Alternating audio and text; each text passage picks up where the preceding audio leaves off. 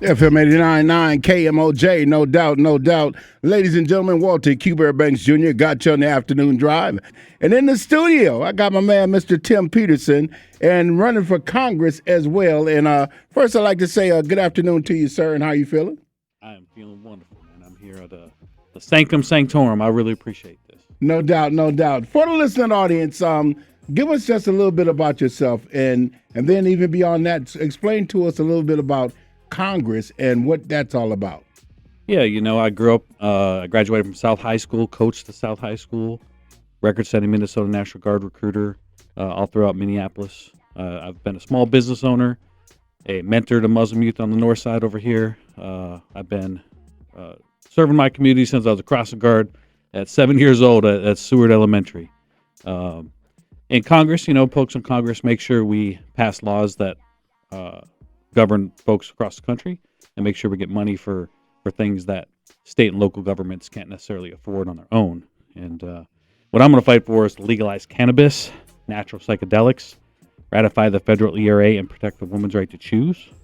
I'm going to get high-tech trade and small business training in public schools with Shark Tank-style pitch competitions, hopefully near George Floyd Square. Stop straw gun and auto sear purchases, funding the opioid epidemic with the federal task force. Protect clean water from PFAS, forever chemicals, the boundary water from mining and oil pipelines in Minnesota. Stop stock ownership in Congress. I'd co-sponsor Fetterman's bill in the Senate. And most importantly, I want to rebuild our police force nationwide with folks that share our core values and lived experience with large federal bonuses for 5-star police officers. And I would also fund, with bipartisan support like they did in the 90s, but we would fund enough investigators to investigate police brutality claims in 90 days nationwide, like the memorandum of understanding that the UCMT has been fighting for so long here in Minneapolis. We'd like to bring this thing on a national level so we can get some accountability for the officers that fall short of our core values. So now when we talk about the police side, let me start with that just for a short second. And looking at the separation between community and police officers. So it's kind of like everybody's back to back against each other. How do we get them to turn around to see each other?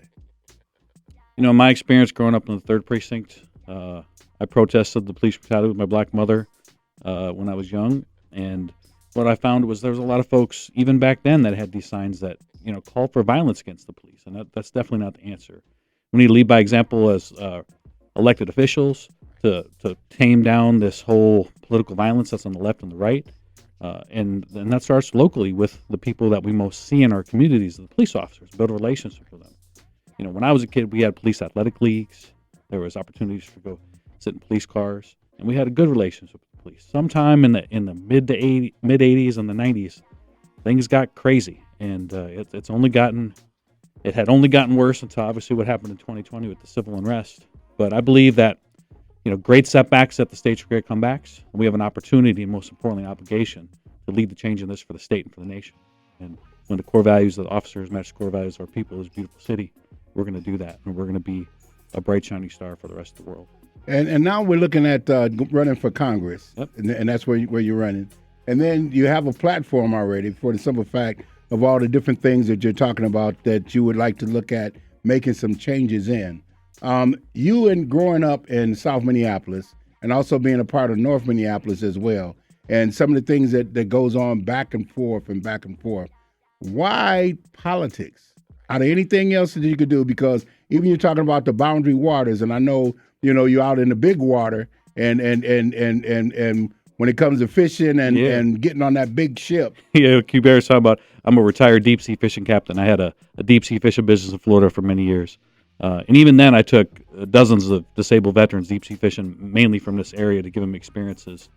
And I moved back here after George Floyd was murdered, so I could serve our community. I rode my bike on the street where George Floyd was murdered, and seeing where I had my businesses right off of Lake Street and Franklin Avenue just tore up the way it is.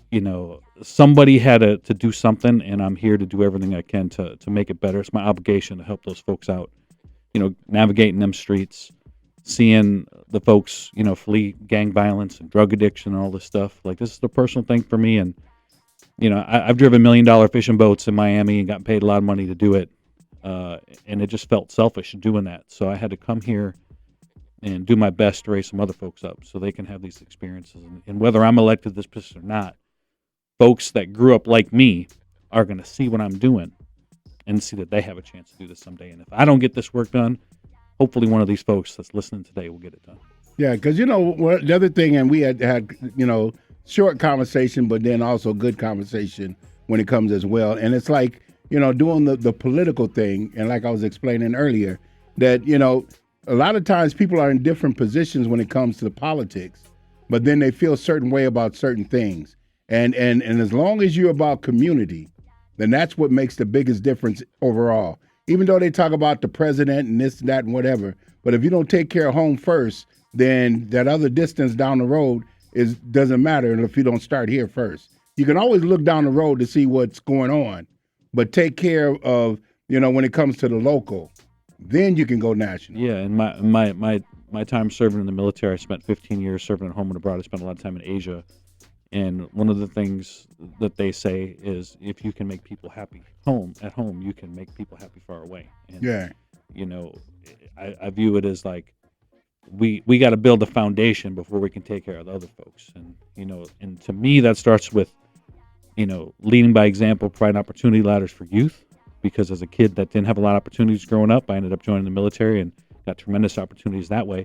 That's not an option for everybody. Mm-hmm. So this is why I'm advocating for, and I started the Minneapolis Entrepreneur Pitch Rally, funding startup business for Minneapolis public school students. So we can get folks like me to give jobs to other public school students, pass on that wisdom, and hopefully give them the knowledge, skills, and abilities to pass on generational wealth in these communities. Yeah. And be, we need more folks from our communities here staying and growing these businesses and leading by example. And as a business owner, I know public safety is super important, making sure we have police officers here. I have my business from 2008 through 2014, and even then it would take a day to get police officers to show up. We had unhoused folks and drug addicts breaking into our stuff and almost shut my business down multiple times. I know that a small business owner is not going to bring and spend $250,000 or $5 million investing in a business in the city if they can't get the police officers to show up when they got trouble. So this is why some of the politics in town are not funding our police officers. Mm-hmm. And whether I win or not, this issue needs to go to the federal level so that this isn't just a Minneapolis problem. That, Hennepin County has a hard time finding officers. You got police officers disbanding, these whole police departments disbanding across the country. And Bill Clinton got money to get police officers, about 100,000 of them in the 90s. Almost all those fine brothers and sisters are going to be retiring soon. We have a lot here. And if we don't fix this, it's going to be really bad because it takes about 2 years or so for a lot of these officers to go through the training. And I'm just here making sure people are hearing that this is the problem, but it's also a tremendous opportunity for us to fix this problem and lead by example and turn this great setback into a great comeback. And this is what I'm focused on. Yeah, because I was looking at even last year and the year before when there was this big, uproar about dismantling the police department, defunding the police department. They put all these D's in front of it, but they don't explain what they mean on the backside. And defunding and dismantling is two different things totally altogether. One is about taking dollars and moving around and shifting around, and then the other one is about dismantling altogether. And my thing is, this is just me, is I'm totally against the dismantling of the police department, because if you've never seen the Wild Wild West, dismantle the police department, which is that unit that's supposed to be a lineup of protection, and then now there's nobody there. And then all of a sudden, now what do you do? Unfortunately, a great deal of our city council members that were there and many of the new ones that are recently elected would have no problem standing on the abolish the police stage, including our current representative. But people tell me that, they want a 5-star police force that matches their core values and their lived experience. People tell me they want somebody that represents them, that doesn't just work with Democrats, but somebody that works with independents and Republicans to get the work done to the people.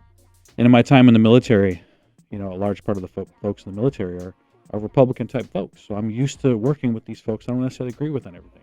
And we're not supposed to agree with everybody on anything. This is the beautiful thing. We all have, we learn in the military that people of all colors and creeds and sexual orientations, we all figure it out and work together and we're a team. And this is what we need for our representatives, particularly the ones in Congress, because everybody knows ain't nobody doing nothing in Congress these days, except for making everybody angry on social media and helping Vladimir Putin spread propaganda in Iran to spread propaganda. And I can promise you that's not going to happen with me because I grew up in the Ukrainian Orthodox Church, and my godparents fled the Soviet Union, and I see that stuff coming a mile away. No doubt, no doubt. Well, I want to say thank you very much for taking time out your schedule. And if anybody would like to get in contact with you, have a number, you got a website or anything? Yeah, please go to peterson4mn.com.